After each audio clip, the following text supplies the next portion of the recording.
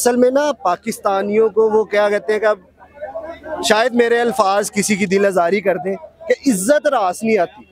यही लोग थे जिनको घर घर में जाके वो 12,000 दे रहा था, यही लोग थे जिनको रमज़ान में वो सस्ता राशन दे रहा था, यही लोग थे जिनको वो 10 लाख का फी घराने को वो सेहत कार्ड का इलाज भी दे रहा था।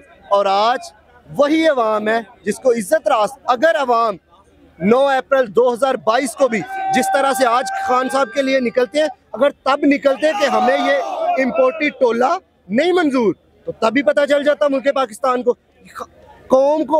अभी ना देखें, ईमान के 3 दर्जे हैं। एक है जी जहाद बिल जुबान, जहाद बिल कलम और जहाद बिल तलवार। हम लोग जो है ना 2 जज्बों पे आ गए हैं। कौम दिल में बुरा कहती थी, उससे अब आगे निकल आई, अब जुबान से बुरा कहना शुरू हो गया। लेकिन जो तलवार से जुल्म को रोकने वाले हैं ना, वो भी चंद पैदा हुए हैं। अभी कौम को और जागने दें, और इंशाल्लाह अगर इनकी हुकूमत एक आध माह और रह गई तो वो कौम जाग जाएगी। ये बजट पे जो पाकिस्तानी कौम पे मजालिम ढाए जाएंगे ना, उसके बाद गरीब तो पहले ही नहीं सर्वाइव कर सकता। किस तरह से आप देख लें, मैं यकीन माने कि आंखें अश्कबार हो जाती हैं जब रास्तों से गुजरते हैं, और किस तरह से हजारों के लोग जो है ना वो कतारों में लगे। और वो आटा देखा है आपने, चोखर भी उसके 14-15 लोग मर गए हैं। जितनी करप्शन इस काम में कर दी है ना, यानी कि एसीज ने और डीसीज ने मिल वालों के साथ मिलके चोखर मिला। अब देखें जी, 2400 रुपये माना है जो है वो मकई है, अच्छी मकई 2400 रुपये माना है, गंदम 4200 रुपये है। मकई की मिलावट, चोखर की मिलावट, इवन कुछ तो देखा है कि अंदर वो जो ये लकड़ी जो आरेख पे होती है, यानी कि क्या उसे कहते हैं, बूढ़ा वो उसके अंदर मिक्स है। यार क्या ये लोग खुद वो रोटी खा सकते हैं? गरीब को इंसान ही नहीं समझा। उस बंदे ने लंगर खाने बनाए थे, उस बंदे ने पनाह गाहें बनाई थी, उसने अवाम का सोचा तो अल्लाह ने फिर उसे इज्जत दी है। ये मनसब अल्लाह की तरफ से है। खान साहब को एक बात का यानी कि मुकम्मल वो पुरतमाद हो गए हैं कि अल्लाह की मदद उनके साथ है। देखें, जिस बंदे के ऊपर 4 सुसाइड अटैम्प्ट्स हो चुकी हूँ, 2013 की बात है, इलेक्शन में 10 फुट ऊंचा तो कंटेनर होता है ना, 3 कंटेनर थे। जो बंदा 30 फीट यानी कि देखें 70 साल की उम्र में 30 फीट की ऊंचाई से गाला मार बंदा बच सकता है, अल्लाह ने उसे बचाया है। हेलीकॉप्टर खराब हो जाता है, शिबली फराज का खान साहब को ही नहीं पता कि वो भी पायलट है, लैंड कर लेता है। खान साहब को अल्लाह ने बचाया है। गाड़ी को आग लग जाती है, खान साहब पहले BMW में सफ़र करते थे, उस दिन V8 में बैठे हुए थे, BMW को आग लगा दी जाती है, अल्लाह ने बचाया है। स्नाइपर अटैक होता है वजीराबाद में, अल्लाह ने बचाया है। और खान साहब की सबसे ज़्यादा जो बात पसंद है कि उन्होंने पाकिस्तान में लसानियत को फ़रोग नहीं दिया। नहीं तो पाकिस्तान पीपल्स पार्टी ने हमेशा से सिंध की बात की है, मरसू मरसू सिंध ना देसू। और पाकिस्तान मुस्लिम लीग नवाज ने हमेशा पंजाब की बात की, पंजाबियों पठान आ गया, ताड़ी पग नू दाग ला गया, ये हो गया। खान साहब आज देख लें, इधर जमान पार्क में यहाँ पे गिलगित के भी हैं, यहाँ पे KP के भी हैं, पंजाबी भी हैं, पठान हैं, बलोची हैं, सिंधी हैं।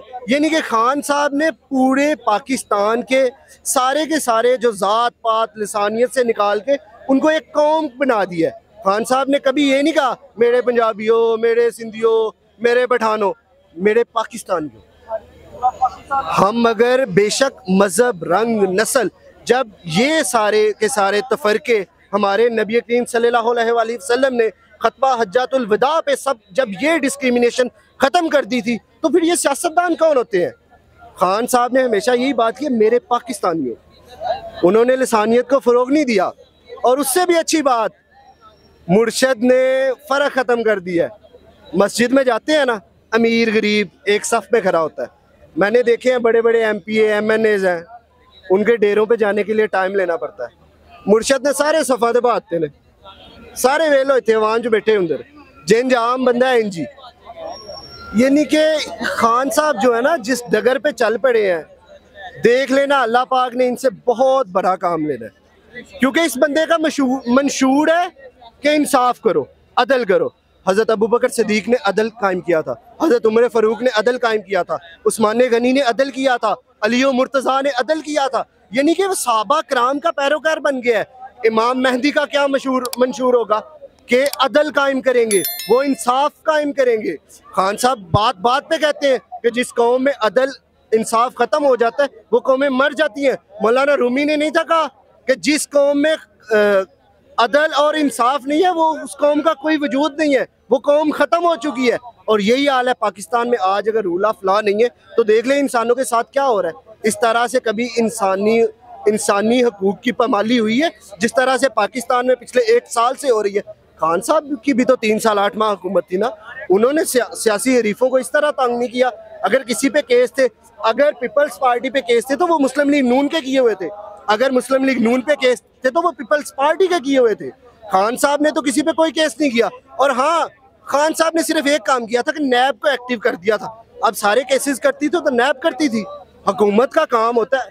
अब देख ले 1 साल हो गया है इस इम्पोर्टेड टोले में जो कहते थे कि जी हम तजर्बाकार हैं, हमारे पास बड़ा तजर्बा है, मुल्क को ये कर देंगे वो कर देंगे, लंदन पेरिस बना देंगे, कपड़े बेच के आटा दे दूंगा। क्या कर दिया, मुल्क का बेड़ा गर्क नहीं किया तो क्या कर दिया। एक दिन भी इन्होंने कौमी असम्बली में इमरान खान के अलावा एक दिन भी कौमी मैंडेट दिया हो कि हम आवाम को रिलीफ देने के लिए ये करेंगे, हम लोगों ने इस बजट में ये करना है, हम लोगों ने। पाकिस्तान की सियासत का महवर ही इस टाइम इमरान खान है। अगर देखा जाए तो पाकिस्तान में इस टाइम सिर्फ 2 पार्टियां हैं, एक एंटी इमरान है, एक प्रो इमरान है।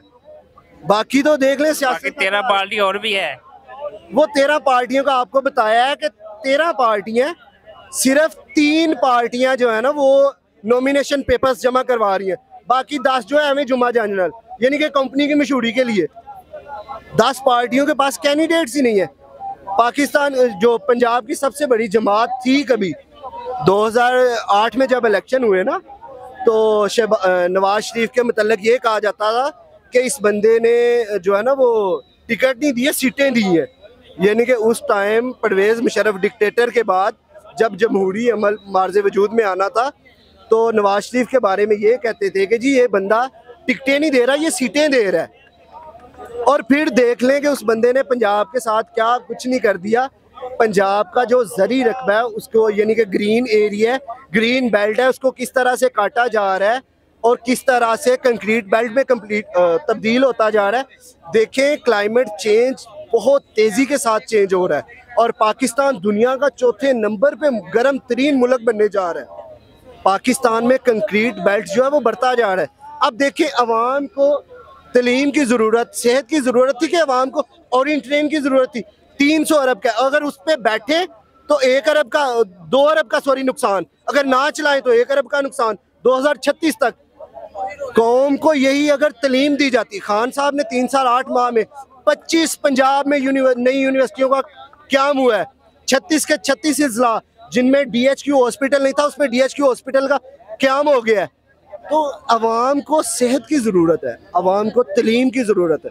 ये सड़कें, ये गलियां नालियां ये तो बनती आएंगी। हम लोगों ने हमेशा जी फलाने बंदे ने मेरी गली बना दी है उसे वोट दे दिया, जी फलाने ने मेरा थाने जो है काम करा देता।